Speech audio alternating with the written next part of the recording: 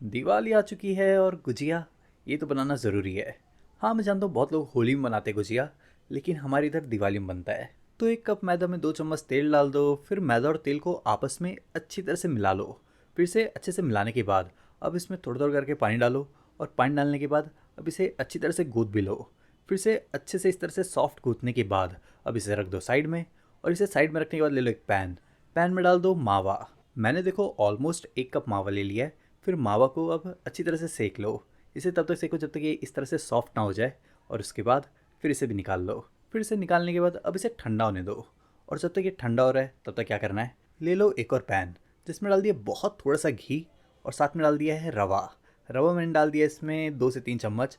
फिर रवा को भी अच्छी तरह से घी में सेक लो और फिर रवा को सेकने के बाद डाल दो मावा में और फिर मावा में इसे डालने के बाद ले लो थोड़ा सा घी और घी में डाल दो ड्राई फ्रूट्स। ड्राई फ्रूट्स में मैंने ले लिया है काजू, बादाम, पिस्ता या फिर आपको जो मन करता है आप वो ले सकते हो।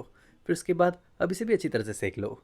फिर घी में से अच्छे से सेकने के बाद डाल दो वही मावा में और फिर इसके बाद इसमें डाल दो चीनी। चीनी अपने आप टेस्ट के हिसाब से भी डाल सकते हो या फिर आधा कप। थोड़ा सा नारियल का बुरादा भी डाल दिया है। नारियल का बुरादा मैंने डाल दिया है आधा कप और फिर इन सबको अच्छे से मिला लो और इन सबको मिलाने के बाद अंदर की फिलिंग तो तैयार है।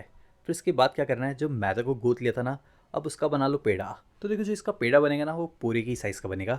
फिर पेड़ा बनाने के बाद अब इस पर थोड़ा सा सूखा मैदा और डाल दो और इसे बेल लो पूरे की साइज़ का।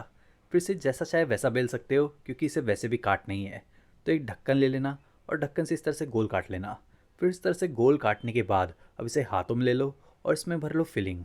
हाँ, बहुत ज़्यादा भी मत भर देना। फिर इसके एजेस पे लगा लो पानी और पानी लगाने के बाद अब इसे धीरे धीरे करके इस तरह से फोल्ड करके आजू बाजू से एजेस से दबा लेना। फिर चाहे तो आप इसे फोक की मदद से शेप दे सकते हो, हाथों से इस तरह से शेप दे सकते हो या फिर आप मशीन से भी इसे बना सकते हो। और अगर आपके पास मशीन है तो आपको उसका लिंक भी दे दूंगा, आप जाके चेक कर सकते हो। फिर इस तरह से इसे शेप देने के बाद अब करना है इसे सीधा फ्राई। तो देखो मैंने तेल को पहले से ही गर्म करके रखा था और हाँ, मैंने तेल को मीडियम ही गर्म रखा है। गैस का फ्लेम भी मीडियम पे रखना और इसे अलट पलट कर दोनों साइड से अच्छी तरह से पका लेना।